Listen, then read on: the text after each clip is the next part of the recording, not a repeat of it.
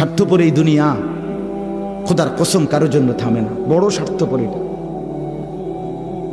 আগের গাড়ির 3 জন প্যাসেঞ্জারও যদি রক্তে ভাইসা যায়, মইরাও যায়, পিছনে জ্যাম বাজলে এরা শুনতেছে যে সামনের গাড়ি অ্যাক্সিডেন্ট করে 2 জন লোক মরে গেছে, এরা এরপরও চিল্লায় যে পুলিশ কই, রাস্তা ক্লিয়ার করে নাকা, মূল্যে মরছে না মূল্যটি সরাও।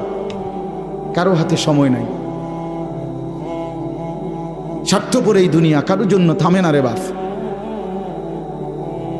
হ্যাঁ, যেদিন বাপের জানাজা পড়ে, যেদিন বাপের লাশ কবরে দাফন করে, সেদিনও বংশধর সন্তান ছেলে মেয়ে ঘন্টাখানিক 2-4 ঘন্টা কাইন্দা কাটটা হইলো, রাতের বেলা ঠিকই ভাত খায়।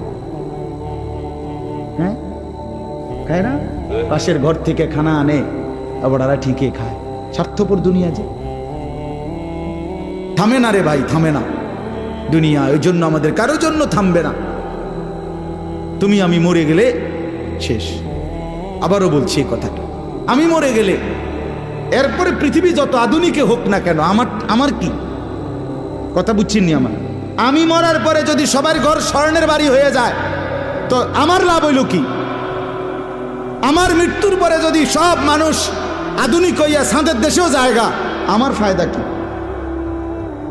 আমি তো নাই, আমি তো মরে গেলাম। যে কবরে চলে গেল সে কি আর ফিরে আসবে? আল্লাহ আমাদেরকে বুঝ দান করেন। এই জন্য ছেলেরা, রাত গভীরে বন্ধু চলো নিয়ত করি 5 ওয়াক্ত নামাজ পড়বো ইনশাআল্লাহ। ভাইয়া নষ্ট হইও না।